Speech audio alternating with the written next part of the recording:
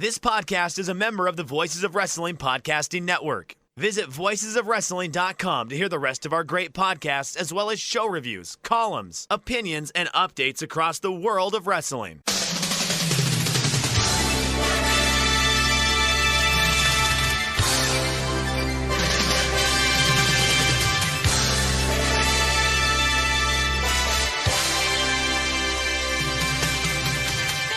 Hello everybody and welcome to the Super J-Cast. I'm Joel Abraham, joined by Damon McDonald.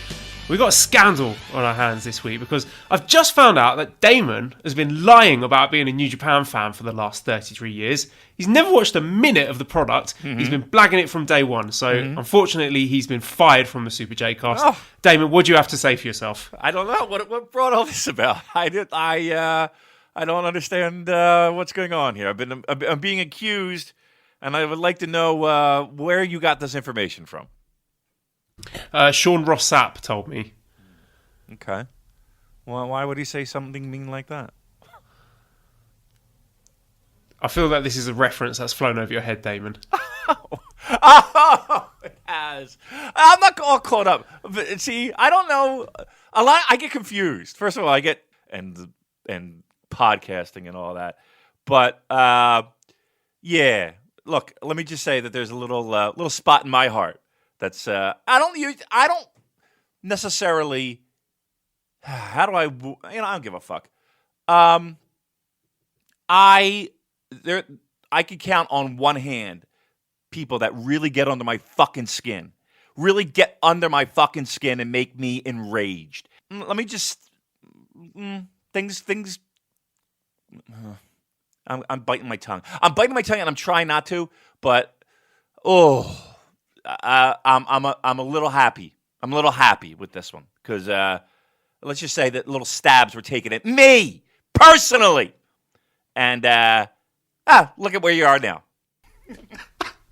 What a spicy start for the Super J-Cast. I love it, Damon. It feels like you've been holding that back for quite some time. That one's been held in for a long time, and you know it. I'm applauding. This is great stuff. Again, there's not many things that make me really fucking angry. No, I'm not angry. I'm happy now because it all works out in the end. All right, let's move on then. I've got something that's going to get you very hot under the collar as well. If this starts the podcast wasn't hot enough, check your WhatsApp.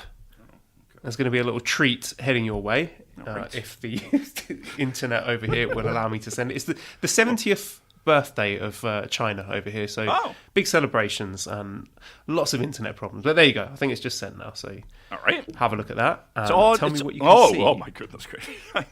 First of all, it was all in Japanese, and I was like, I can't read this. How the fuck am I going to read this? And then I see, once again, these are arms. All right, I thought they were... It's biceps. It's the biceps quiz. Have you got the translate feature there? Because it will tell you who the 8 people are that you need to match to the pictures of the biceps. Okay, I'm there. I got it. Yes. Okay, so one. Do I read off the names or do you want me to do? Yeah, you can do. Just give me your quick thoughts. Which wrestlers?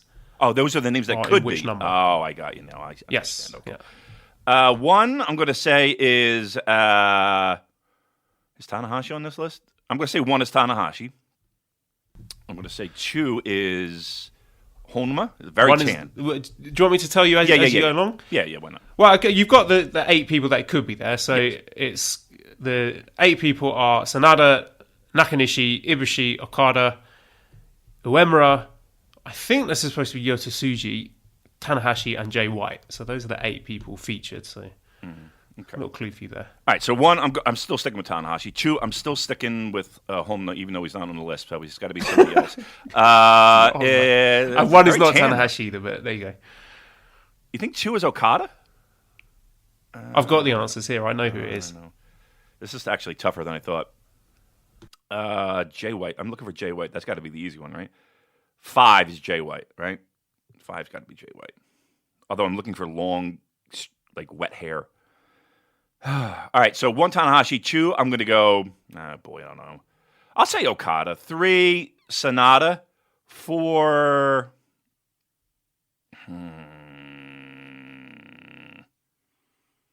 where's Nakanishi? Nakanishi, that's 8? Let me see. This is real riveting radio. I don't know, 2 might be. I don't know, Joel. This is really tough. But I'm going to say, if I had all the money in the world, one's got to be Tanahashi. So far, out of the ones you give me, you have 0 correct. Fuck Do you want me! me to tell you the right answers? Yes, please. All right, so 1 is Ibushi, 2 is Sanada, 3 is Jay White, 4 is Okada, 5 is Uemura, 6 is Tsuji, 7 is Nakanishi, and 8 is Tanahashi. So you've been exposed as a fraud yet again, Damon. I'm a fucking fraud. Okay, a moment of real catharsis here on the Super J cast. We've all enjoyed that, I'm sure. Speaking of people getting fired, let's move on to the news, which was that Dragon Lee and Rush have been fired by CMLL. So apparently this is due to Dragon Lee taking part in the Battle of Los Angeles with Pro Wrestling Guerrilla, where he would have been featured on the same show as AAA guys. And there was a similar situation with Cavanario, who then pulled out of it because he didn't want to upset the CMLL management, but Dragon Lee didn't give a shit. So he just went ahead without CMLL's permission, and obviously not supposed to work on the same show as guys like Penta, Phoenix, etc. Then Rush, for his part, announced that he was going independent hours before at Ring of Honor Death Before Dishonor. And then a few hours later, we had CMLL saying, "Oh, no, we fired you first."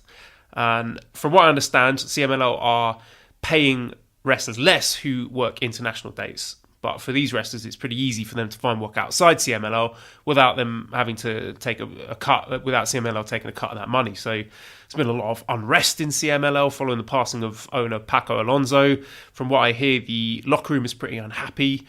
And there's a lot of questions in the air now about Dragon Lee. Is he still going to be in the Super Junior Tag League with another CMLL guy, as was rumoured? And you'd think CMLL wouldn't be okay with that, but they've got no leverage now with New Japan. Nope. Like, for example, if CMLL were to threaten to pull Fantastica Mania, then their talent is going to lose out on a ton of money, and then you might have more wrestlers wanting to quit the company.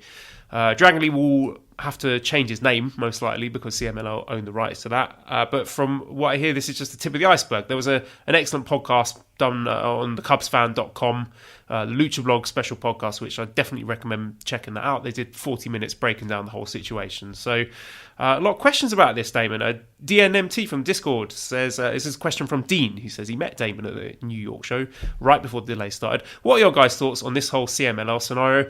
We'll probably be seeing more Dragon Lee in New Japan if the reports are right, but what about Rush? So bit of a mess over there in CMLL, Damon. Yeah. And let me just say, he was a great guy. Talking to him in New York, I had a couple too many drinks in New York, so I was telling him, I was like, I'm really drunk right now, so I might not be able to. I was like, make sure you post us with questions because I might not be able to answer it right now. He's asking these complex questions. Yeah, it's a shitstorm, right? But here's the thing. From a pure New Japan Pro Wrestling perspective, right? And again, that's really my point of view in this. This is not really a devastating thing for New Japan in the sense of, can they go to excursion to Mexico? Okay, I understand that there's some tradition there, and I understand the guys like to go there, and it's probably a fucking blast. And they do get some creativity to get out, and they kind of find themselves in this whole big thing. But, okay, does it have to be there? I mean, what true benefit is that partnership to New Japan? Can I ask that out loud? Like, I know, again, tradition, it's an easy spot, blah, blah, blah. But overall, like, what's the big deal about having that relationship with CMLL? Can anyone help me with that and answer that for me? I'm just assuming it was the talent. They get to have guys coming over for Best of the Super Juniors, Super Junior Tag League. They get to do the Fantastica Mania.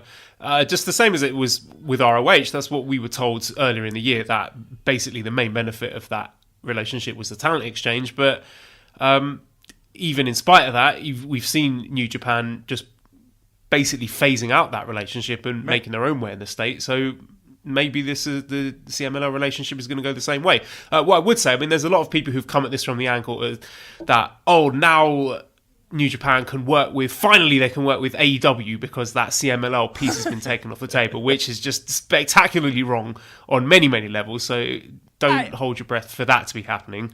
like if anything moved, I think you actually said this before. Like if anything even remotely slightly moves to the left or the right, either way, it's like it's always this angle of working with AEW. I get it. Just say that you want Kenny back in New Japan. Right. That's okay. It's okay to want that. Just say, I want Kenny Omega back in New Japan Pro Wrestling. That's fine. Can we stop? Like you said, just every time anything happens in the wrestling news, like, oh, does this mean New Japan and All Elite can work together? No, it doesn't. It's not going to happen. Right. And here's the thing: the one key to what you were talking about, especially when you talk about the talent exchange. Again, Fantastica Mania aside, I mean, we're using a lot of talent, and even best of the suit for juniors. They do play that kind of middle card, guys who are going to be 500 or a little bit better. They play that role perfectly, and they're good. Don't get me wrong, but let's be truthful here. The one key to all this, when it comes talent wise, is Dragon Lee. Because if he is a free agent or, if he is available, I sign him now. I signed him 5 minutes ago. The ink is not even dry on the contract yet. And New Japan, I would assume, feels the same way in the sense that this is a guy that they were comfortable enough to put their junior title on, right? And if that how fucking great would he be in LIJ? Yeah. I mean, look, there's so many different ways you can go with him. I mean, you could chuck him in as part of the the hopefully future Shibata stable. You could put him in. The connections there with the original Los Ingobernables, given that he is brother of Rush. So yeah, the story's there. Yeah. Now that's the only thing that's a little bit iffy from what I understand is that name, because New Japan Pro Wrestling, I believe, holds the copyright to LIJ and holds the copyright to Los Ingobernables de Japón. But I think Los Ingobernables is trademarked by CMLL, so there is some little gray area of how that might work out. But I don't think CMLL will have that much to be able to stand on with that. So I kind of think that kind of gets, and I don't think that's an issue. So again, the biggest player that I think in this, from a New Japan Pro Wrestling fan standpoint, is Dragon Lee. Lock him down. He loves the country. He loves being in Japan.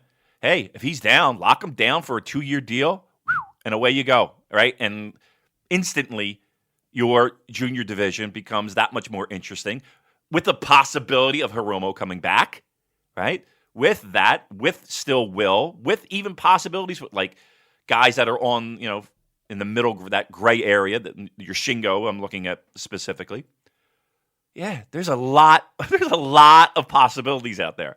So, I'd lock him down. If the relationship disintegrates from there, okay, the biggest thing that you got to worry about is just that Los Ingobernables name at this point. Everything else, doesn't seem like CMLL has, is taking care of in-house stuff, and let them sort all that out. And I'm sure you can send guys on excursions elsewhere. That's not going to be a deal breaker in my mind. Yeah, from what I understand, he's going by the nickname El Toro Rojo, the Red Bull. So that could be what he changes to. But yeah, just sticking with that topic for a moment, I know a lot of people have been asking who could Bushi's partner be in the Super Junior Tag League. There you go. You kill two birds with one stone, put him with Dragon Lee, and there you got a partner for Bushi, and you don't have to worry about who Dragon Lee's partner is going to be, which I assume was going to be a CMLL guy before. So there you go, New Japan. I'll fix that for you. Yep, all done, sorted for you. And away we go with that. So I'm excited. I hope it happens, and I truly think it will. Let's put it that way. Speaking of new talent, just a little thing here. Amazing Red has been added to the roster page on the New Japan website. TJP has his own profile page, but it's been hidden on the roster page. So if you look at all the listed wrestlers, you won't find TJP there, but they have made a profile page for him. So can we read anything into that? The fact that Amazing Red and TJP have profiles on the roster page? Everybody tries to, right? Everybody likes to use that as a breaking point of where they are, and if they have that. I remember Ken. Shibata's back. He's back. He's wrestling again. Right. That seemed to be rather recent, right? I mean, look, I'm sure it's something. It might just be a placeholder. I mean, he does wrestle for the promotion. Both those guys had really, both had reactions, some better than others when it comes to the yays and the boos. I think you can figure out which one's got the yays and which one's got the boos on this recent tour.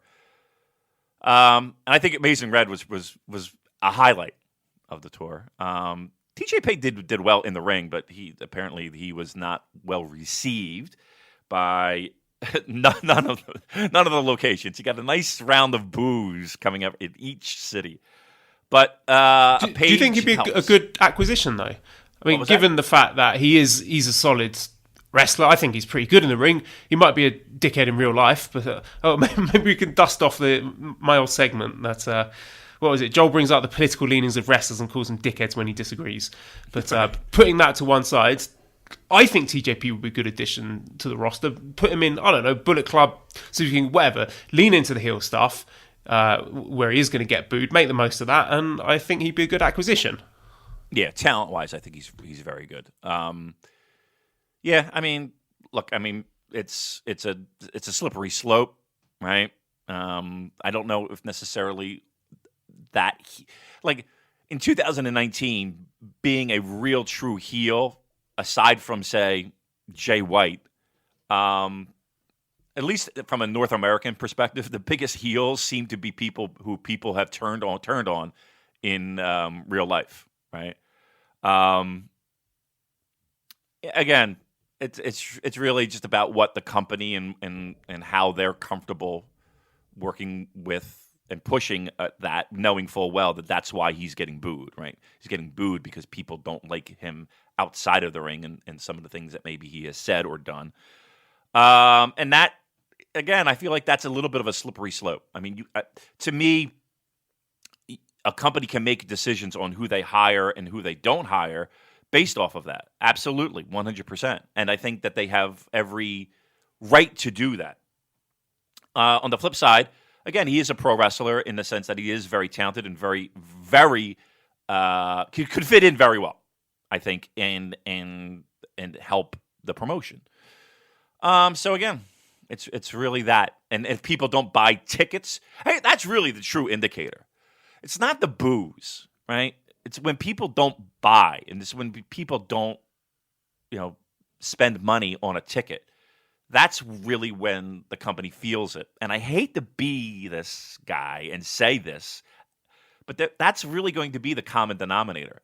Like, you could boo all you want, but if you really feel that passionately about it, the way that you say, this is not something that I support or endorse, is unfortunately you can't buy a ticket. That's the only way. Because a pro wrestling company sees the money that it brings in. And again, I'm not saying that TJP is that ticket mover. But again, if you're unhappy with that, the boos really are a thing that is the company hears the boos and it's like, okay, it's getting a reaction and we have your money, right? It's when the money stops. That's when you make a true impact on your feelings about New Japan bringing in people like that. And when I say like that, whatever you particularly have a problem with, right? Whether it be, hey, remember Honma? He had his issues. And I remember that being a big deal for all of 2 days. And then people seem to conveniently forget. So again, if you're not happy with that, the bottom line is that the only way that you truly make your voice heard is by not spending your money. Well, let's dig into these shows that were stateside then. You attended all three. So, first of all, I've just got a few overarching questions about the three shows. Which wrestlers got the biggest responses? Because this was a discussion that was going on in the Voices of Wrestling Slack. A few people who went to that. I think it was John Carroll who was speculating that they thought Hiroshi Tanahashi felt more over, possibly as a result of him having that G1 win and the big Wrestle Kingdom main event win, that returning to the States after that, people were now sort of appreciating him as a big deal. So Tanahashi was one person that was noted to have a bigger response than they had done in previous years in the States. But which wrestlers were getting the biggest responses? Tanahashi closed Philly, closed Lowell, and he did the whole guitar thing in Lowell, and everybody ate it up.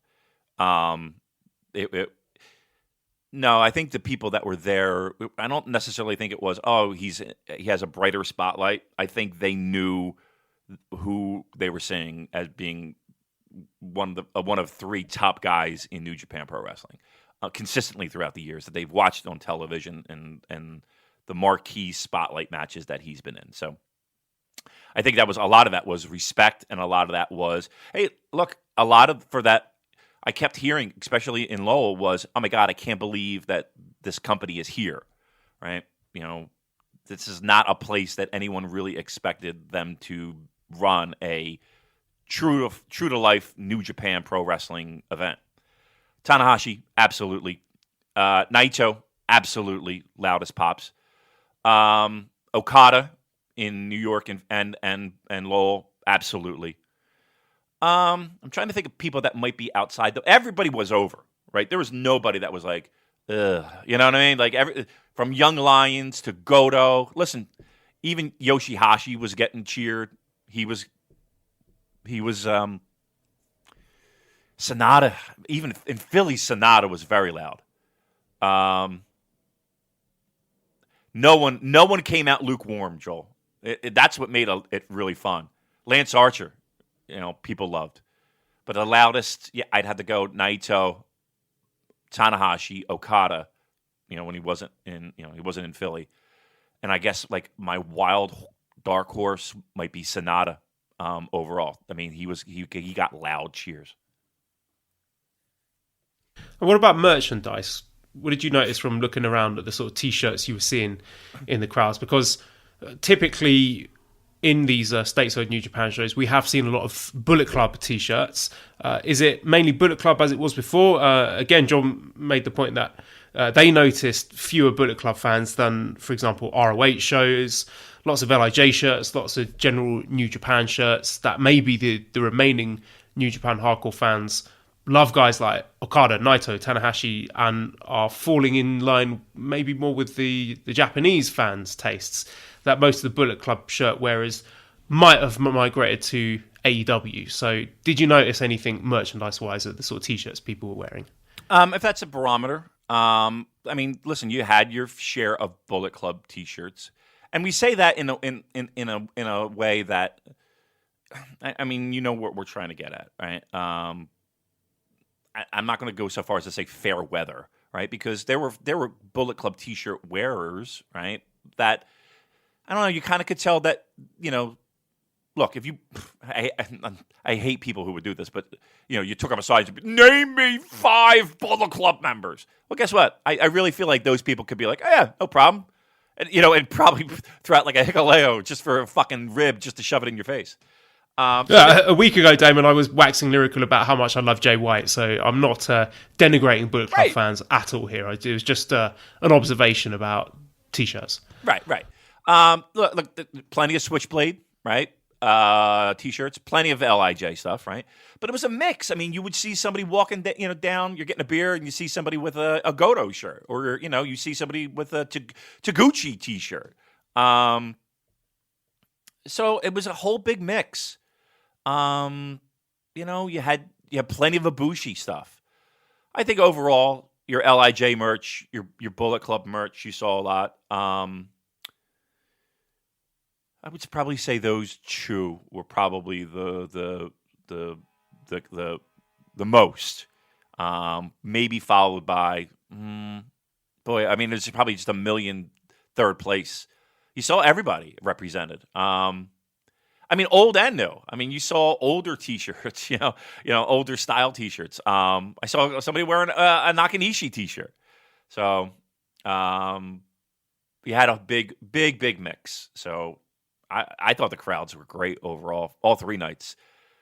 If this is our core audience and this is who, this is our wheelhouse, I like it. I like it a lot. I think everybody was smart and everybody knew what was going on, and they appreciated the fact they were getting a true New Japan show. And how about the gender balance? Because New Japan in Japan is famous for having an almost 50-50 split with men and women attending. Did you feel that there were more women in attendance with these New Japan shows than there might typically have been for other wrestling promotions in the same part of the country?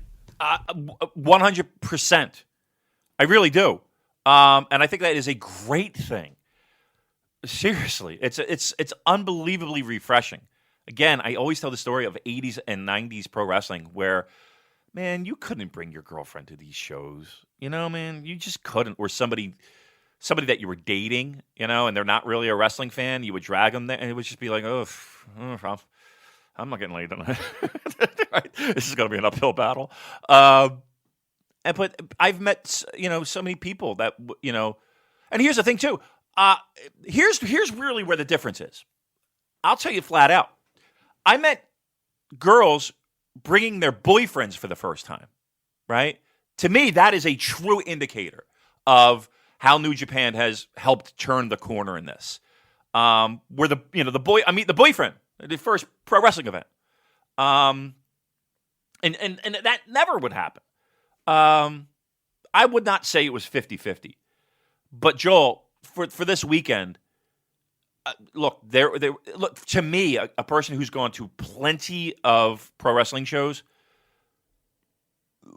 there were a lot, and it was a noticeable, and that's a good thing. And here's the thing, again, back in the day, you would all hear, we know you're here, or and it would be that stereotype. Oh, they're trying to hook up with wrestlers or whatever. And here's the thing. If you're a girl going to a pro wrestling show and that's you want to like, here's the thing, if you want to go there and you want to like everything and be a fan and follow the product, awesome. And then for some reason you wind up fucking one of them, more power to you. Good for you, honestly, right? Good for you. But that was the thing back in the day. And if you do, please get in touch with us. Slide into our DMs because we want all the details. Yeah, we really do.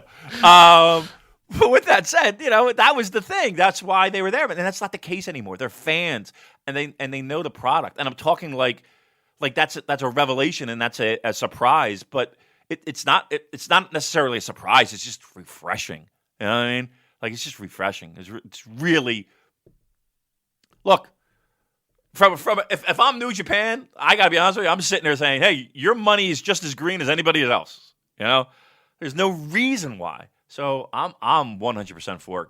Go. It was a great, noticeable time. I wouldn't say 50-50, but that gap is getting closer and closer every single week. Can you talk to us a bit about the meetups, please, and the people you were hanging out with? Any funny stories for us? Any shout outs? What shenanigans did you get up to? It's crazy. So many. I mean, I got to the bar a little bit early in Lowell, and so I was just kind of drinking by myself. And then next thing you know, like, everybody's here. Like, it just seemed like Andrew Rich brought the party because the minute he came, it was like everybody else came.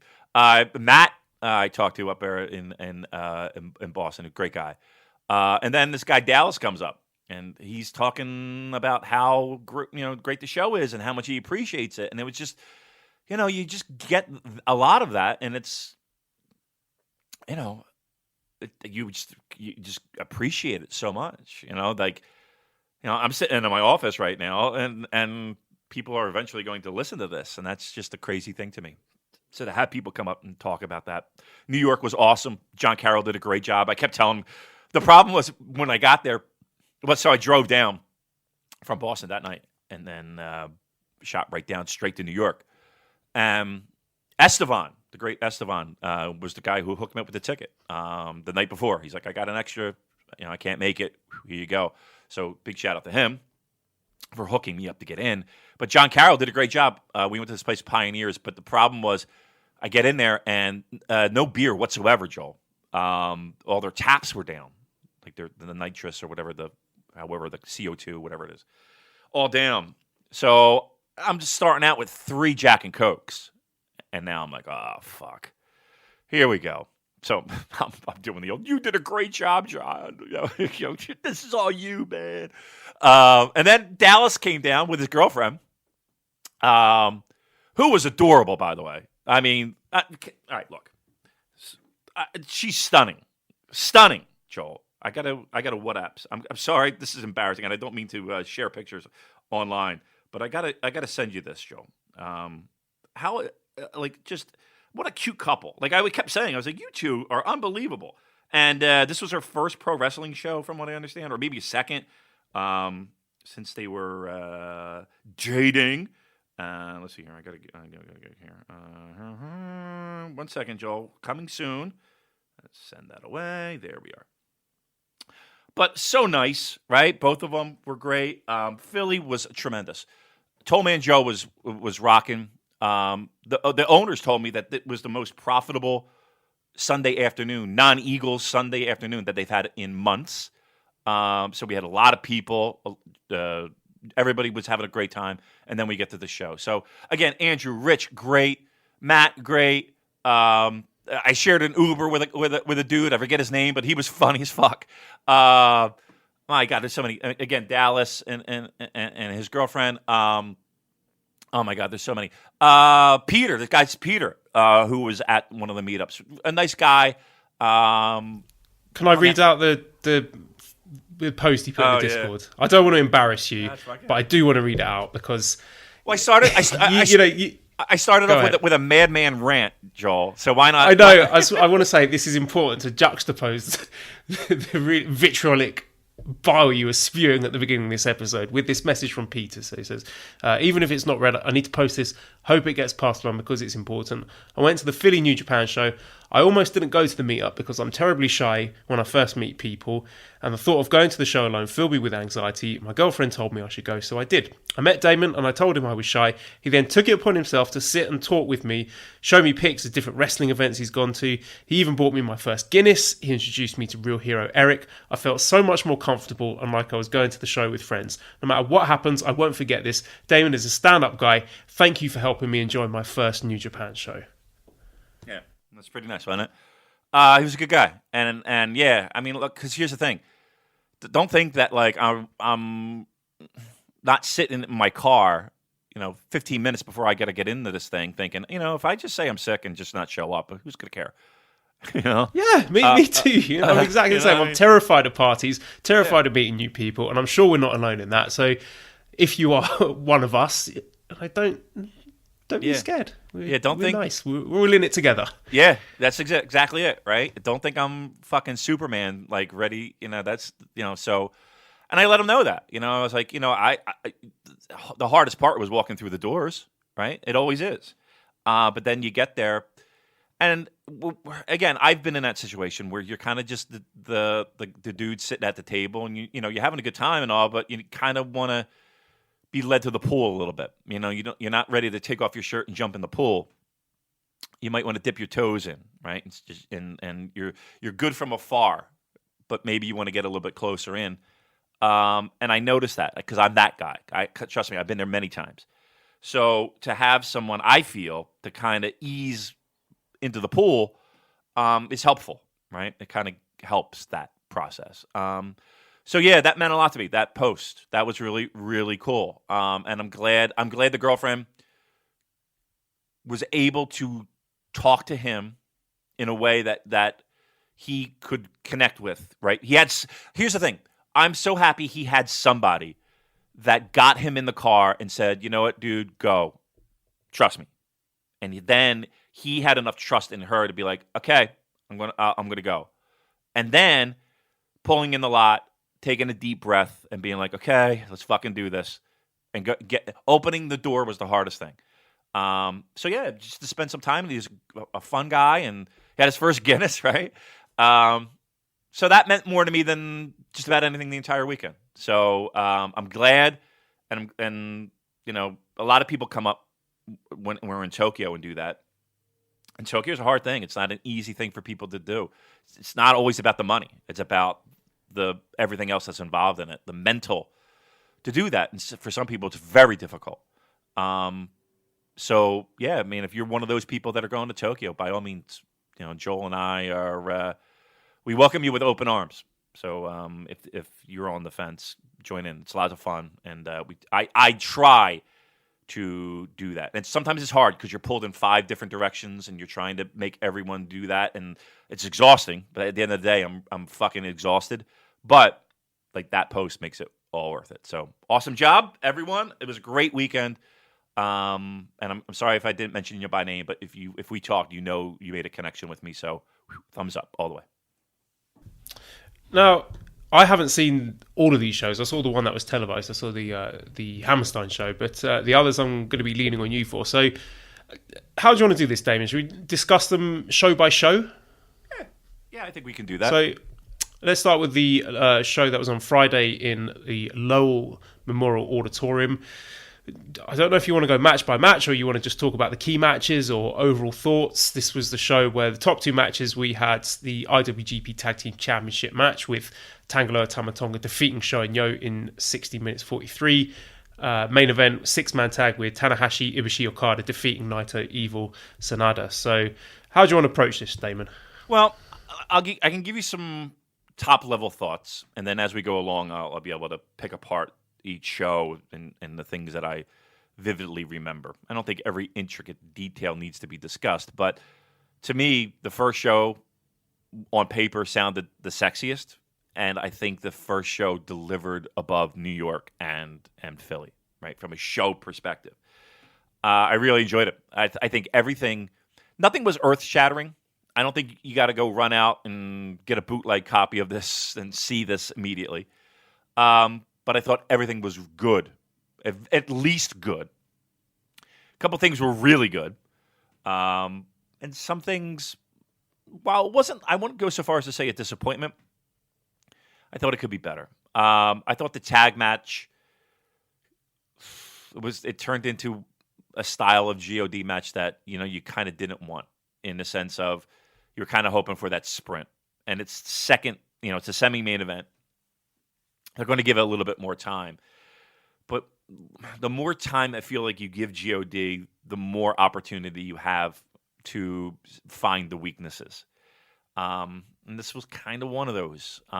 It was not a terrible match. It wasn't a bad match. It was a good match. And at spots, it was really good. I just think it went a little long. And again, it kind of shows some of the glaring weaknesses in GOD, where they kind of get hidden the quicker they go. Main event, I thought delivered really strong. I mean, it would be your typical Row 2 main event strong. With a finish, again, you're talking, the finish was Tanahashi pinning Naito clean as a sheet. And again, we did get a question about that. Brody Nash says, what did you make of the ending? It shocked the people I was sitting with. It seemed to be rushed and out of nowhere. Yeah, there was like a Destino that didn't quite hit. And again, Tanahashi was supposed to block it, but it looked a little weird. And he went for it again, and then it was like a roll-up. Boom. Pin. And again, this is a company that has absolutely no problems, 0 problems, pulling referees out during a 2 count, or ball shots, or some fucking misdirection where maybe you get a banana peel win.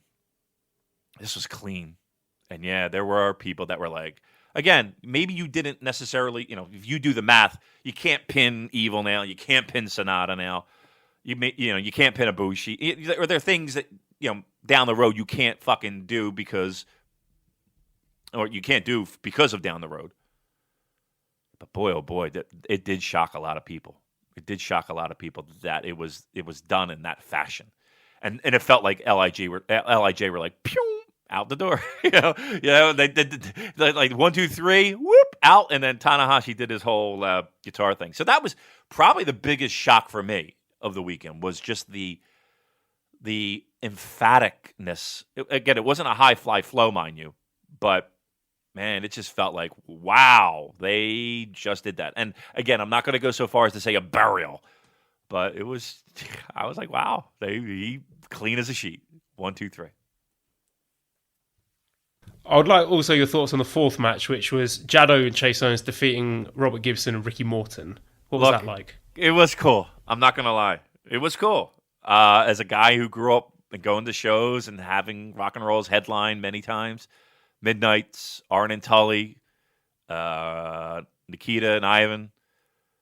You know, you saw all that. So to see them come out and got a big pop.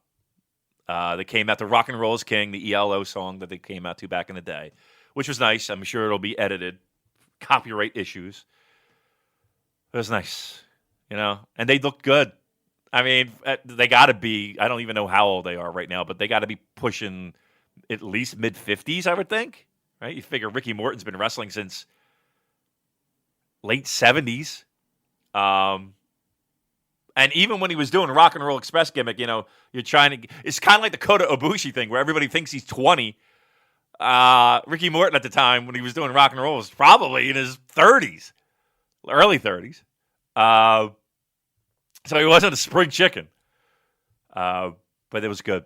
He did a dive. He did a dive through the ropes. He did it all 3 nights of Ricky Morton. No, it was good. And everybody knew who they were. It wasn't like they were, you know, you heard whispers of who the fuck are these guys? They knew.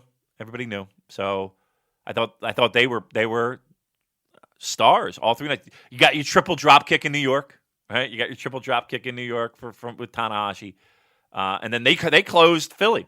Him, Tanahashi, those two and Tanahashi closed out Philly. They were last in ring. So I think they were over the entire tour. I don't think you're going to see them in World Tag League. That would be insane. I don't know if I want that. Would you want them in World Tag League, Joel? I'm not going to watch it anyway, so it doesn't matter, does it? I guess that's that. I don't know. They could just say they were in it. Right. No one's watching. Okay. And we just take their word for it. Yeah. They got 3 wins and 7 losses, and okay. We'll just sure. We'll just fall behind of. They were all right. They did good. Not watch a match. They were all right. No, I don't know if I want them. I'll tell you what. I would love to see Rock and Roll Express against Tenkozy. That would be a lot of fun, I think. That'd be. Hopefully, it's nice and short. We don't need that. We don't need that to go over 10. But they were good. Rock and Roll was great, and again, it felt like they were a little bit shocked of. Again, it's not like they're wrestling in Kobe or Fukuoka, where they got this reaction. I mean, they got this reaction on the East Coast, where they've been plenty of times. But I think even they were shocked a little bit at how over they were, and what kind of reception they got. So, you know what? Everybody kind of saw that at first and was like, "Wow, this is a weird thing." Fucking Rock and Roll Express on a New Japan show. It worked, I really think, and everybody enjoyed it. And I don't think anybody was there like, "What the fuck is this shit?" No, that didn't happen here. Okay, let's move on to the next one, which was Saturday at the Hammerstein Ballroom. And I guess the first thing we need to talk about is the delay for the show. Because I woke up and saw just a lot of people complaining. There were some problems going on. And PW Insider was reporting, I'm just reading off their website here. So New Japan's Vice President Rocky Romero came out and apologized to the crowd for the technical issues, tossed T-shirts to the crowd. Romero asked the fans to bear with and promised to rock New York City with tonight's show. Based on numerous sources, here's the problem. The ambulance corps that the Hammerstein Ballroom uses for all their events and used last night for a concert did not show up as scheduled. The belief originally was that the ambulance was stuck in traffic, but when the venue called the ambulance company, they were told that the ambulance company received a phone call this morning telling them tonight's show was cancelled and therefore they were not needed and were now not available. Someone involved in the show was able to scramble and get FDNY ambulance to come to the show, and FDNY offered to remain until the show could get another ambulance to take their place. However, we're told that New York state rules would not allow that, and everyone is working on getting another ambulance there. So, hearing lots of different stories. Some people accusing sabotage, like Vince McMahon calling in, or disgruntled employees or people from other companies. Some people say New Japan just forgot and it's their own fault. Some people think that it's just a smokescreen and there was some other reason at play. So talk to us about that situation, please, Damon. Right. So it was uncomfortable the more it went on because this is a company that prides itself. And it's funny because we were at the meetup in New York and we were talking and I was like, 7:00 start. Make sure you get there. There's going to be a line outside Hammerstein. And again, it's a couple blocks away, traffic, all that stuff. but I was like, we got to leave because they start like clockwork. You're going to hear that Emerson, Lake, and Powell. I always want to say Emerson, Lake, and Palmer. They're going to start, hit the lights, and away we go. It didn't happen. I'm like, oh, okay.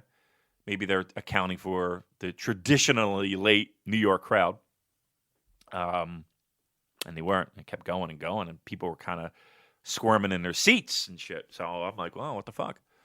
They turn on the house lights after a certain point. We had New Japan officials hopping in the ring, trying to make an apology. And I saw a video footage of that. That was really uncomfortable. The poor guy looked like he was close to tears. Yeah, it was. And if, listen, as much as I'm putting over our crowds, there were pockets of people that were booing the poor guy. And I'm like, all right, look, come on.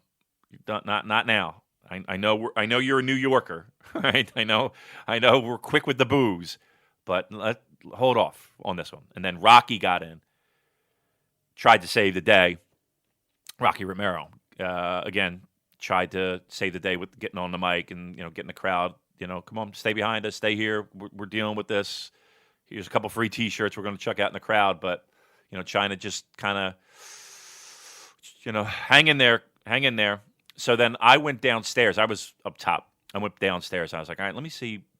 And I'm getting texts at the time.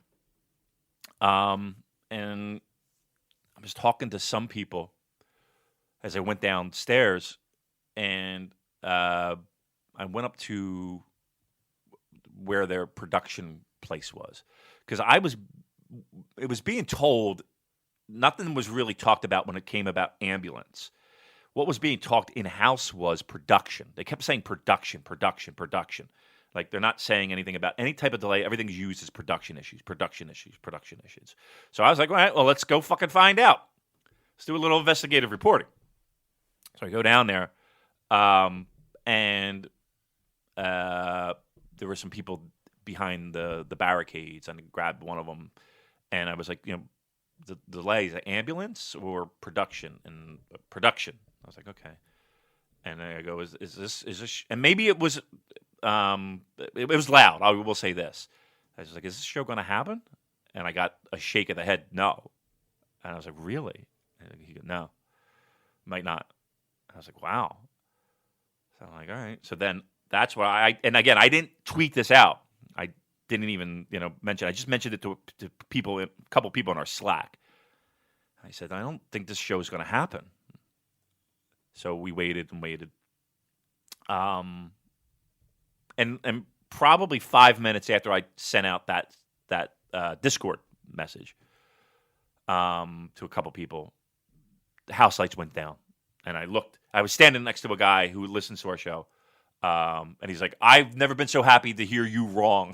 I was like, yeah, because we were talking about it. I was like, I'm hearing it, I was like, yeah, me too. So went back up, and then once they started, the way they went. Ambulance, look, I'm going to be honest. I don't know for sure what the ambulance situation was. It feels to me, and again, I could be dead wrong. This is me speculating. I don't think it was a sabotage thing. I don't think anybody called the arena to say, fuck you. I think they overlooked it. I really do. I think somebody fucked up. They didn't know, or whatever the case may be, and it wasn't ordered, and that's that, right? That's the way it feels to me. And people are trying to, kind of do some smoke and mirrors. I think somebody just fucking forgot. And if that's the case, all right, we started late, no harm, no foul. Everybody got home on time. Nothing to worry about. But at the time, there was about a 5-10 minute panic mode where I'm like, do I let people know that I just heard this isn't going to happen? But luckily, I was like, all right, let's wait on that. And then, like I said, 5-10 minutes later, they turned off the lights and we were ready to go. Yeah, speaking about the lights, we got a question from at Razor_Nathan on Twitter. Was the NYC show the worst Hammerstein Ballroom has ever looked? Seriously, it would have made for much better viewing with the house lights on. That show looked nocturnal at best. It was a bit of a strange decision to have the lights off because it just looked like a generic arena, which kind of takes away from the specialness of the Hammerstein Ballroom. Yeah, it was packed. I mean, that's a building where you wouldn't have the lights on. Live, it really didn't impact. Live, it looked fine. You didn't really notice. I don't know how it looked over the airwaves. Did it look dark? Did it just look? Did it look empty? It didn't look empty. It was just dark. Like if you just turned it on, you wouldn't be able to instantly recognise, oh, that's the Hammerstein Ballroom. And that is something that we're used to seeing. Anytime other wrestling companies are on there, then it's instantly recognisable because they got the lights on. Right. Yeah, I don't know why they would do that. I don't know. I don't have an answer for that. Maybe we can find out. But I would think that would be a place that you want to show off. It was sold out. It was packed. I mean, there were a couple chairs here and there that were available. But overall, I mean, it was a packed house. That's something that you would want to show off. That's disappointing to hear that it didn't translate very well over the airwaves. Lost opportunity there. Well, in terms of the matches themselves, I mean, I don't have a great deal to say about them because it was like a Road 2 show.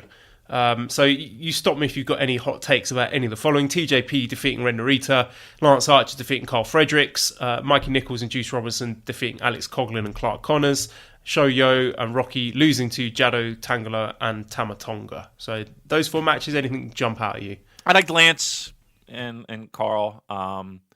I thought all the Young Lions did really well. I mean, again, they're Young Lions matches, but they're always solid and they're always really good. I liked that match. This, like I said, this one, I think, I wanted to say anything was necessarily rushed, but man, the time in between people leaving the ring and new music hit, they were like, get in and get out. I mean, again, we were an hour and a half late. And here's the problem in the city is that people have trains.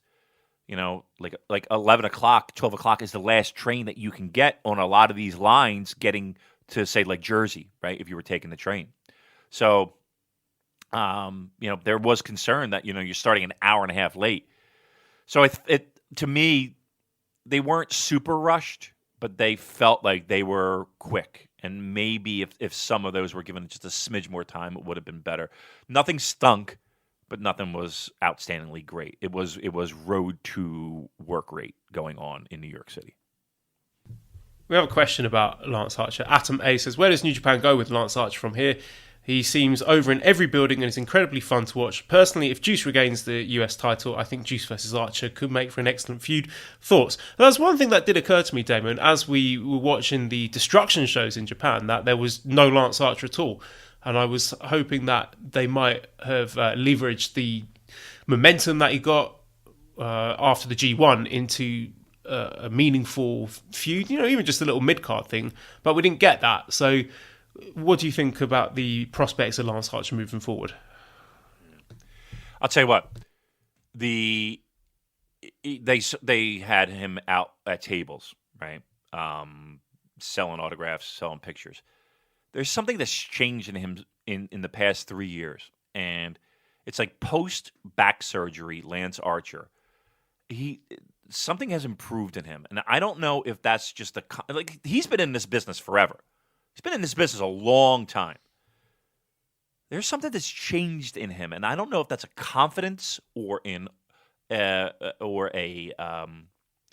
when a promotion has your back and is looking to do things with you and hopefully taking advantage of what he's been able to grow during G1. Like, he just seemed like he had an aura about him, right? And again, Goto's out there, and Ishii's out there, but man, there was just something about Lance Archer where it was just like, man, he stuck out like a sore thumb. Like, people, like, it's not like people didn't know who Lance Archer was going to the show, but man, like, he just had like people around him with an aura, more than anybody else. And I mentioned that to a couple people, and they're like, yeah, he looks good. So again, post-back surgery, Lance has found his groove. Good for him. I hope they do something with him, Joel. I could see a nice little program with Juice. I think that'd be fun. I think everybody would enjoy that. If they don't do anything with him, I can think of other companies that would. Oh yeah, yeah. Look, they can't blow this one. They really have something under their thumb that they could take advantage of. And again, now's the time to kind of do it. You would think, right? Pre Wrestle Kingdom, where there's plenty of space in there to get some guys over. That'd be a nice idea. I mean, they got him. They got a star. I hope they don't fucking blow it. Because he could very easily walk somewhere else and do pretty well for himself. I would think. Again, his age and maybe some of the injuries might be the thing that holds him back going too far elsewhere. But he's doing everything positive in my mind. Like, he looked like a fucking star. So better do something with him. And the fifth match of the show, which was my match of the night, was Robert Gibson, Ricky Morton, Hiroshi Tanahashi defeating Bushi, Shingo Takagi, and Tetsuya Naito. Just what a fun match this was. And Twilight Zone moments, Damon, where it was Will Henderson tweeted this out. Ricky Morton doing a tope suicida onto Shingo Takagi with Tanahashi holding the ropes open in a New Japan ring in 2019 in the Hammerstein Ballroom. What is going on? What weird timeline are we living in, Damon? I know it. You know, I'm thinking back. That might have been the first time Rock and Roll Express has wrestled in that building. It might have been the first time they have. I'm really trying to rack my brain. Like, who would they have worked for that would have run that building? Because traditionally, that's been Ring of Honor and WWE that have run that building. So I'm thinking maybe that one time when they had like NWA stuff going on with the new Midnight Express and Dan Severn and Cornette doing this stuff with WWE. I can't think of another time where they would possibly be working that, because I don't think NWA ever ran that building. I could be wrong. I don't think so. So that might have been the first time they worked that building. I'd be curious to find out. Somebody's got to look that up for me. Yeah, it was a surreal moment, checking off all those boxes. All the people that you mentioned in this scenario that's happening in the year 2019 of our Lord. That's a weird time. Good time. Yeah, I don't think that went past a lot of people. They were like, "Holy shit, this is pretty fucking rad." And it was a really fun match. I wasn't really expecting much from it, but I thought it definitely over-delivered from my admittedly low expectations. Yeah, I agree. Again, nothing where you're going to... I think everybody should watch these shows because they got to be super easy to watch. Live, they were super easy to watch and digest. Again, you're not watching these matches for, King of Pro Wrestling main events, Tokyo Dome main events. This is the epitome of a fun pro wrestling show. All three of these. And this is one of those fun moments. Top of the list fun moment. And how about that Tiger Hitori send-off? Very emotional, wasn't it? A really touching moment. Yeah. He lives in the city, and he had a lot of his family members that were there. Tanahashi and even the Rock and Roll Express being in there. So if you go back and watch some of that shit in the archives on New Japan World, I mean, he's in every major main event. And again, he was a great talent liaison.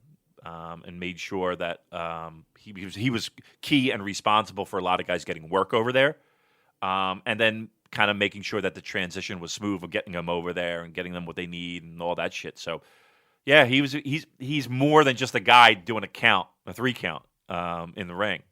He was a very important cog, and I'm sure he'll have some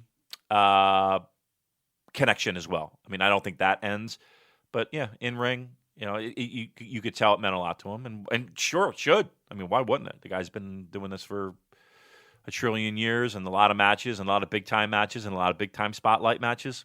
That's good. It was good. I definitely enjoyed it.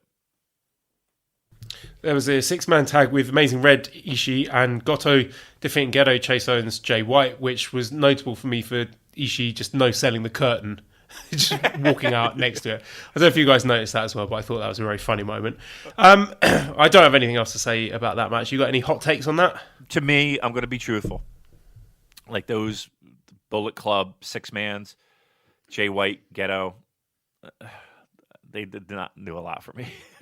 They were fine. And I will say this. This was for a lot of people, myself included. If there was a time where it was like, time for a potty break, time for a beer break, the lines are a little long. The lines are a little long during these times. So just FYI. I think when you're looking at long lines, and I judge fan interests in matches, It was that, and there were a couple times where it was Juice and Mikey Nichols tag team where you saw people kind of getting up and stretching their legs and getting another round of beers for the row. Those were the bathroom breaks times, and Jay was part of that, which kind of had me a little bit not concerned, but just like, wow, okay, well, guess everybody's picking their spots. Let's talk about the 7th match on the card, which was the Never Openweight Championship match with Kenta defeating Yoshihashi in 25 minutes and 4 seconds. Woo! First of all, Damon, 25 minutes. Can you wait? Before we get there, talk to me about the guy who brought the Yoshihashi bag of socks. Yes. And I forget the fucking guy's name. I stink. I'm terrible with names. I should have, because again, keep in mind, 3 Jack and Cokes in and plenty of beers later.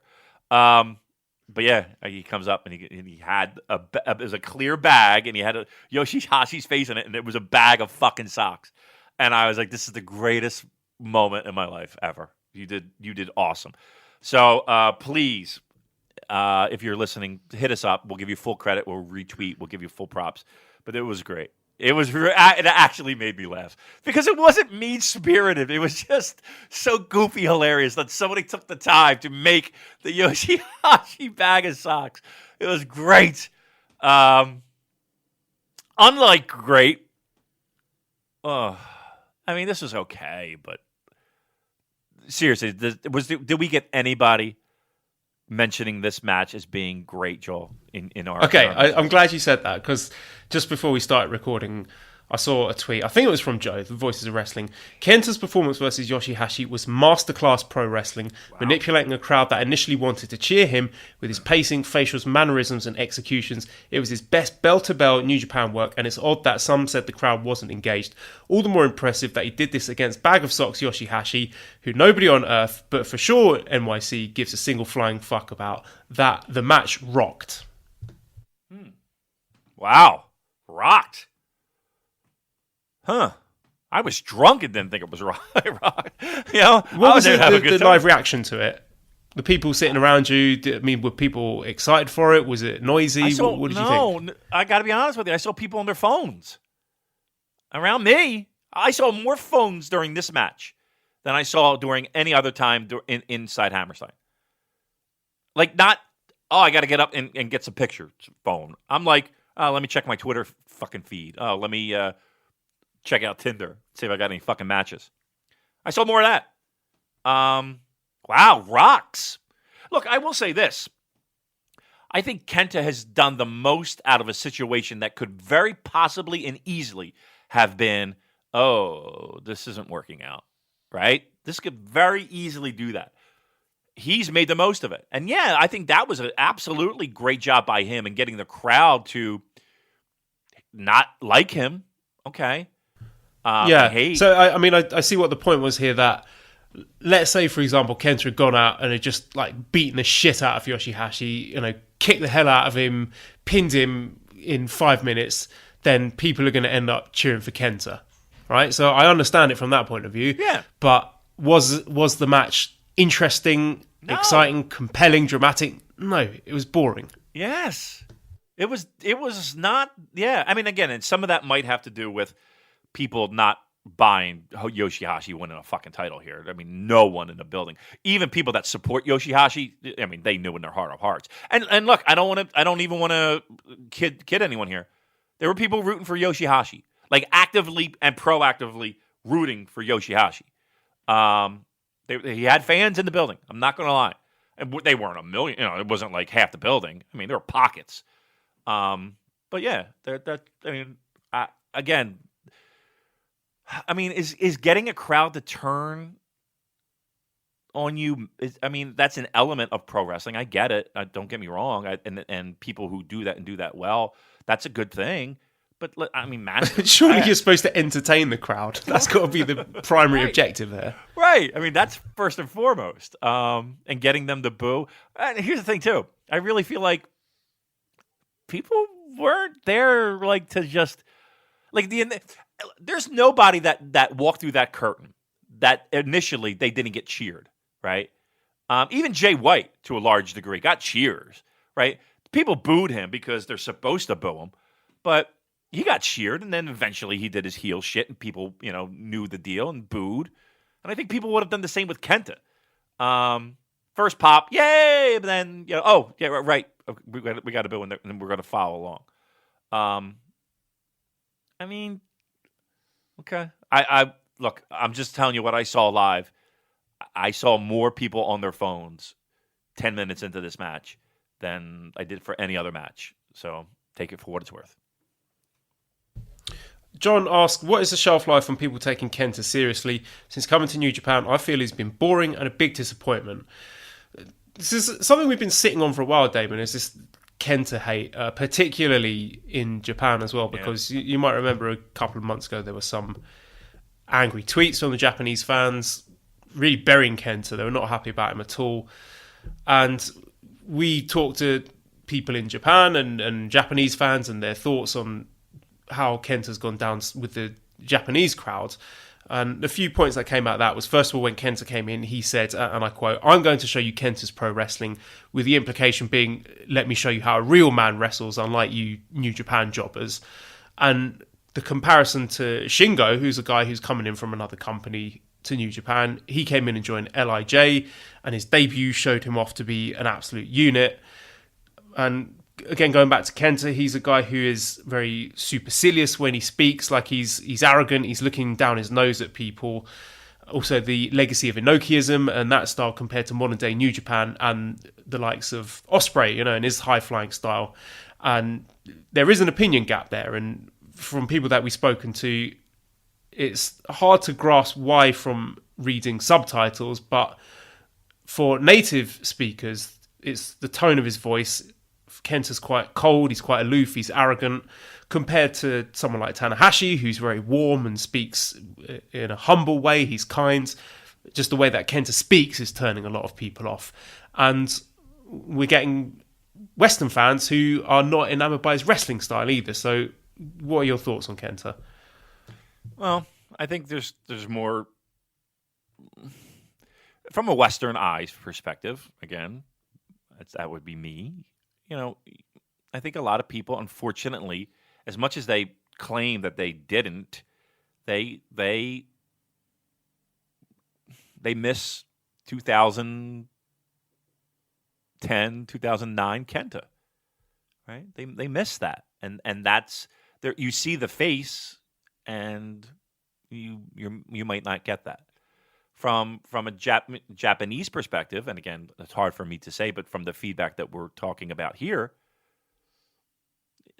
it makes perfect sense for him to be in Bullet Club. That's for sure. Like I said, I don't think that was the original plan. I really don't. I think they were able to kind of navigate those waters and see the feedback and, okay. Because, the messages that we would get would be, man, look at the hate, out of the gate, right? Out of this is pre-Bullet Club. I really think that they saw the reaction and heard the reaction and felt the reaction, and man, it just makes, if you're going to put them in a group where, again, aloof, a speaking style, that's not Tanahashi, of course. Well, what's the opposite of that? That's Bullet Club. So that move was a smart decision, I feel, maybe made a little bit on the fly. Now, with that being said, do I think Kenta's hit a home run right now? No, I don't. I think by and large, his matches have been okay, good. I don't know if we've had that blow-away match that everyone's kind of waiting for and expecting, and I think this is kind of where he's going to sit when it comes to in-ring. I think he's a great heel. I really do. I think he's a great heel. I think they're making the most of a situation that could have turned horribly wrong, and I think he's making the most of it, and I think it fits him right now. I really do. So in that sense, I think that's a win, but I don't think this was the original idea of where they were going with Kenta being in New Japan Pro Wrestling. But I think they were able to be fluid and move with it and make the most of it. I wonder if he's still at his peak in terms of when we saw him get dropped on his head in that Ishii match and he got knocked silly, and it's the matches from that point onwards, like the Ibushi match and the Yoshihashi match seemed significantly slower than the G1 matches. Do you I think thought the he's G1 matches... Okay, good. Yeah, I just think maybe he's not 100%. Yeah. I don't think so. The matches, these slow-paced matches are him not stalling, but just sort of taking it easy so that he can recover, and maybe we're going to see him quote unquote at his best, possibly more dome time. Okay, he's and when I say best, I don't mean 2009 best. I mean the sort of Kenta that we got in the peak of the G1, where he was having really good matches. I thought with guys like Okada, with Ospreay, etc. So I would say physically he's probably hurting, right? That is a body that has seen a ton of miles. And my biggest fear with Kenta is this: is he so broken down that physically he's a little bit more prone to injury? Right? This has been a real rough 5-6 years for him, right? Shoulders, we all know the struggles, and I still don't think that shoulder is 100%. I really don't. I think he's making do. And you talk about Kenta matches, and every match people kind of point out like, oh, that looks sloppy, or that didn't look good, or that didn't feel right, or oh, he landed wrong. Just all these little things where I just think that physically he's having a hard time keeping up. So that working this style might be something that puts a little bit, a couple more days on his calendar. Is he injury prone now? Like, is he at the point physically, Joel, where, just I don't want to say simple things because nothing is simple, right? But there comes a certain point in every athlete's life where doing those normal everyday things, performing your craft, whatever sport that is, becomes a little bit more difficult. So now you're overcompensating, and now you're a little bit more suspect to injury. And that's kind of where I feel we are with Kenta. Like, the body is just at a point where it can't do the things that it once could, and we're trying to overcompensate, and we're winding up hurting ourselves even more in weirder scenarios that wouldn't have happened in the past. So that's my only complaint with, not even complaint, my only concern with Kenta right now is pro wrestling, the physicality of pro wrestling, and especially, again, New Japan, where it can tend to be a physical style, is his body able to maintain that? And if it's not, this is the style that we're going to get. Let's move on to the main event then, which was a special tag match with Evil and Sanada defeating Ibushi and Okada, which was notable for Ibushi bumping for the STF, the Evil finishing move, somehow managing to land on his head for that, which I think only Kota Ibushi could do. But 18 minutes, it's quite short. I mean, considering we just sat through 25 minutes of nothingness with Kenta against Yoshihashi, for this to only go 18, did you feel that was too short? Yeah, I think they were pressed for time. I mean, you got to figure it's close to 11 at this point. That building, that hour delay. Everybody who works for that Hammerstein is in a union, right? Overtime rates for union in New York City is astronomical. The money, right? They had to get out of that building. So yeah, I'm sure they shaved off some time. It did seem like they could have gone longer. But then again, why would you give 25 minutes to the match previous? So yeah, I don't know, but it felt like things were kind of moving along at a brisker pace at that point. Again, that hour and a half, it didn't really kill the crowd because the crowd was ready to rock and roll for everything. But you could see the panic. I tweeted out something where, even during the delay, you saw people with their hands, going through their hair like, oh, fuck, because that ambulance was more than just a delay in a start time. A lot of concerns going on, I'm sure. So, yeah, I would have liked that to going longer. I don't know why the other one went 25. You would think it would be flipped, but, yeah, I'm sure that played a factor in it. Any other thoughts on the match itself? I mean, it was good. It was fine. Of the three shows, to me, from a pure pro wrestling perspective, I thought this was, of the three, the last of the three, bottom of the three. That's not to say anything was horrible. I thought everything was good. Nothing particularly great. And this match kind of fell in line with that. And the other show was Sunday, September 29th, Pennsylvania, the 2300 Arena. So I'm going to do my best Brian Alvarez impression here. Talk us through the show, Damon. Well, all right, let me get my paper. Wait, I got to rattle something. All right, I'll just go and make a sandwich. Yeah, please enjoy. Well, you just had a delicious meal, by the way. So, wait, who just had a delicious meal? you did, didn't you? You had dinner. No, I haven't eaten. I haven't eaten this for about 5 hours. You went to the show now. On an empty stomach? Yeah. Oh my Yeah. God. Oh fuck. You're a trooper. You know that. Show was quick, but fun. Look, it felt like they were looking to get out the door. Right? They had a plane to catch. It felt like they were double parked outside. It went fast, man. Like it felt like it started and it ended. And you know, I would love to see a true timestamp. I was home by 9:30. The show started at 5 in the afternoon. Maybe that was it there. I was home by 9:30. Which again, I'm just looking at the match times here. So we got Rocky against Clark Connors, 9 minutes. Right. Mikey Nichols, Carl Fredericks, 10 minutes. Right. Alex Coughlin, Lance Archer, 8 minutes. Right. Ren Narita, Amazing Red, 9 minutes. Shoyo Juice against Shingo Sanada Naito, 11 minutes. TJP Ibushi versus Bushi Evil, 11 minutes. And then the main event, the 12-man elimination tag match, 22 minutes. Okay. So, you have 12 men, right? 22 minutes. So it felt like at one point. What was that match like? I'm really interested to see because it was fun, but it felt like at certain points it felt like a battle royal. It just felt like people were just getting eliminated left and right. You know what I mean? Like it was time to go home, and people just flying out of the ring. That's it. I'm just looking here. So Chase Owens was the last guy left on the Bullet Club team. Yep. That's interesting. It is, and it's cool because when else is Chase Owens? Think about this. When else is Chase Owens going to have a singles match with Hiroshi Tanahashi? Right? How long did that last with the two of them left together? I would say at least 4 minutes. Right? Wow, so there some real teasers that Chase Owens might pull out the victory. I'm really interested to see this one, Damon. Package pile driver. He lost with a high fly flow. So Tanahashi hits the high fly flow. Yeah.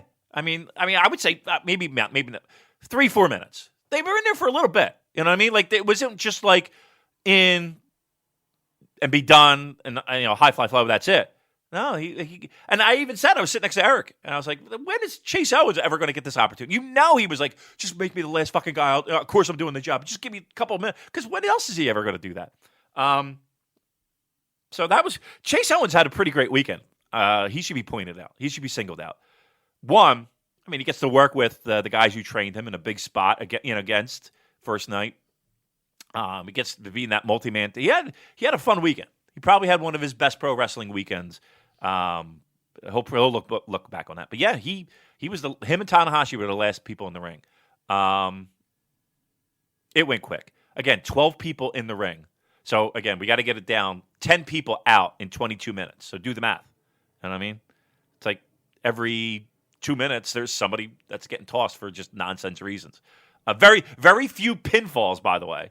Lots of people getting eliminated via the apron, falling out of the apron. You hit the floor, you're eliminated. So there's a lot of that. So it was fun. It was a schmaz.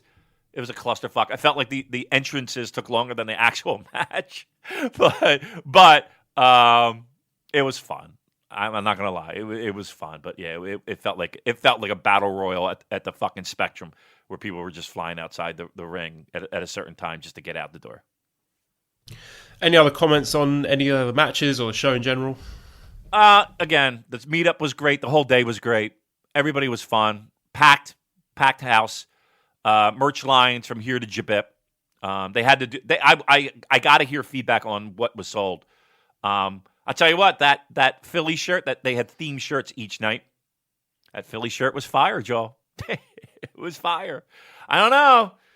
Somebody might have had something to do with that fucking shirt. Just fucking saying.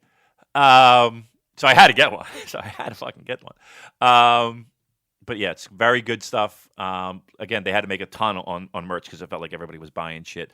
Everybody was there to have a good time. Great time the entire weekend. So again, from the bottom of my heart, great job by everyone. And let's do it again sometime soon.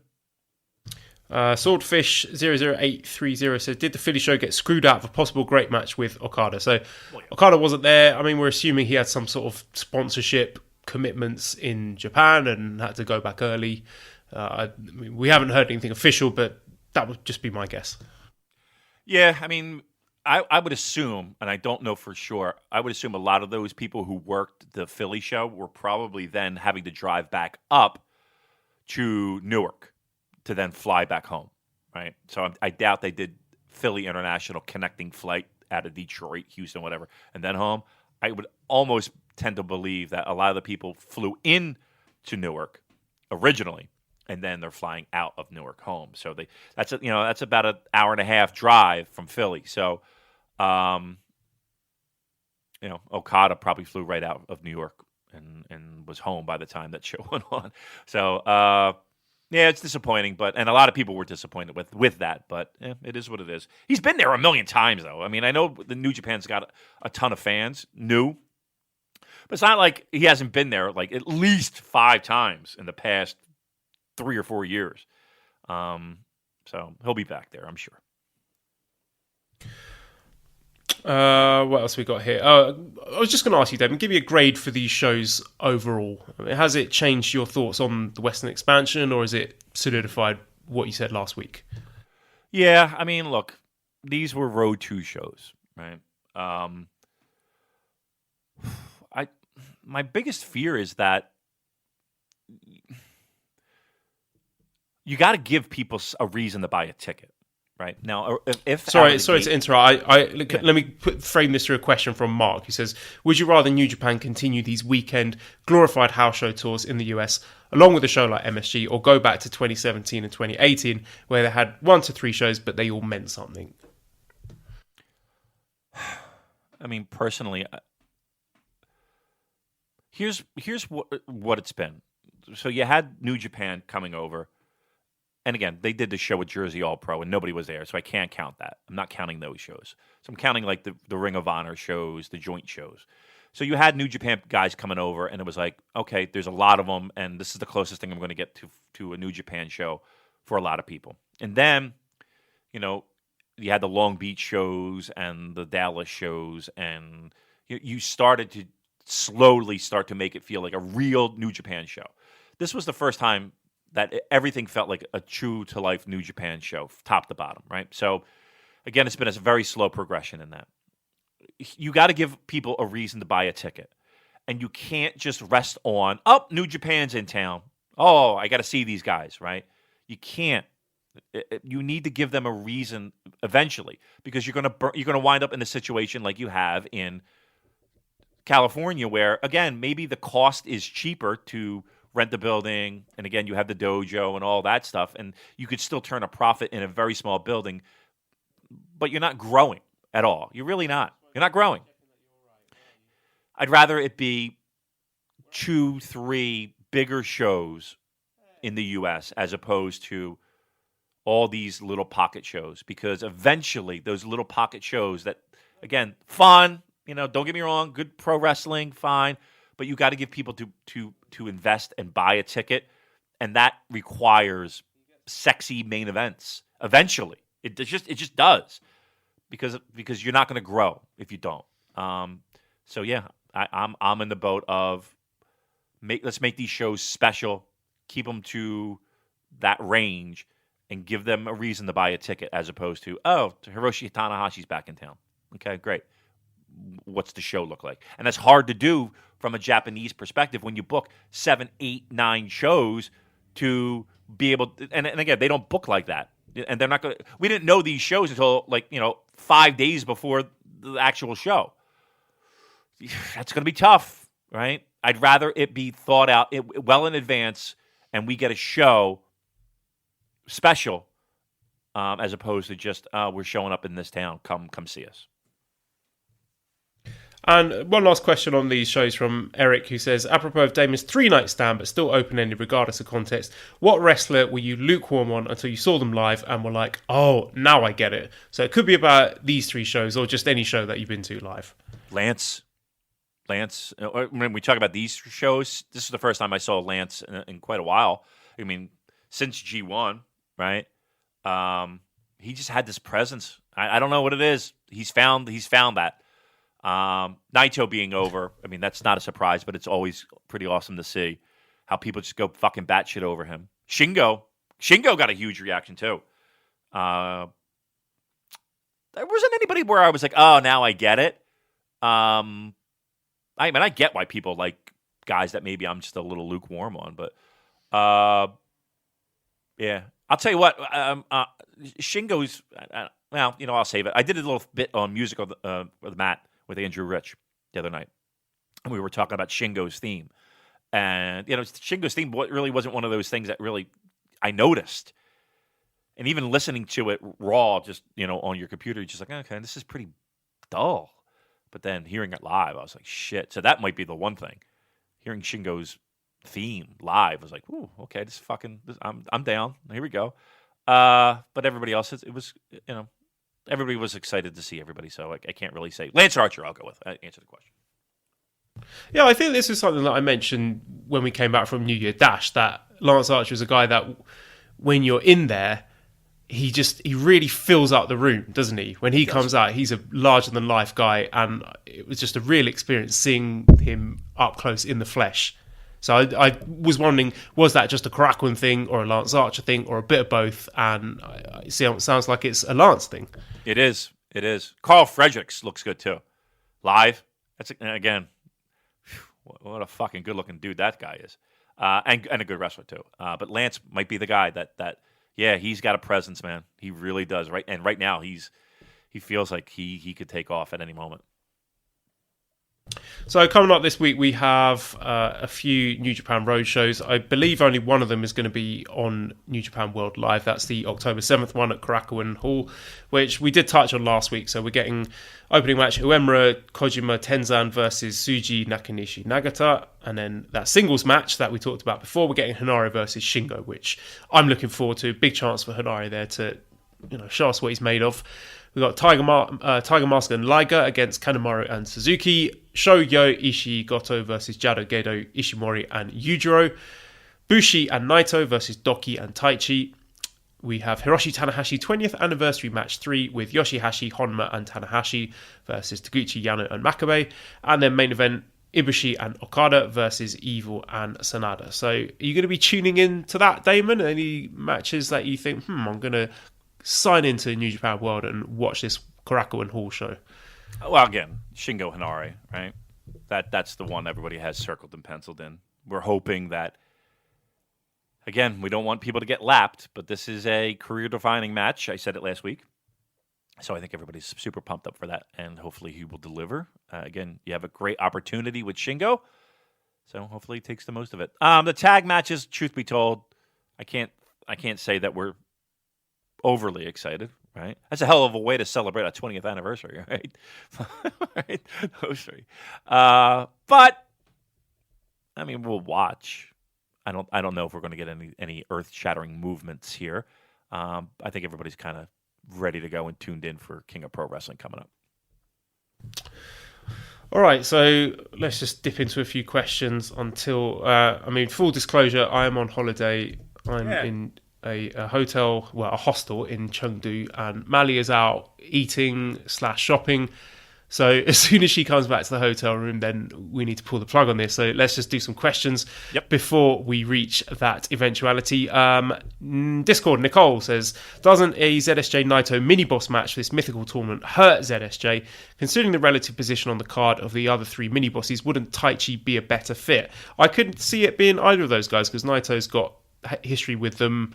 I guess he's got more recent history with Taichi, so maybe Taichi would be a better fit for that pseudo qualifying match. Yeah, I mean, and then you got the whole British title quandary. Maybe Taichi might be that mini boss.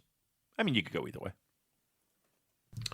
Liam says, you're all aware of the cool uncle aunt archetype. Who in New Japan would be the best cool uncle? I would see Kojima being a cool uncle who comes and gives you delicious bread treats from the bakery. I don't understand that. What's a? I mean, just an aunt that's cool is what we're looking at. Or I don't help. Yeah. Okay. I mean, I don't really. Like, why is that a thing now? Why are cool ants? I've never heard that before. Neither have I. Since you're all aware of it. This is the first time I've. That's what I'm saying. Like, what is this? Is this a thing now? We're celebrating the aunts in our life. I'm assuming it's like the person, like me. Like when I go to kids' parties, which is fucking rare, because I don't care. But when I got to do that thing, I try to get a cool gift. Is that what that is? Because I don't have kids. All right, so that's what I'm going with. Who would be the cool one? I mean, imagine fucking. Who would be the cool uncle?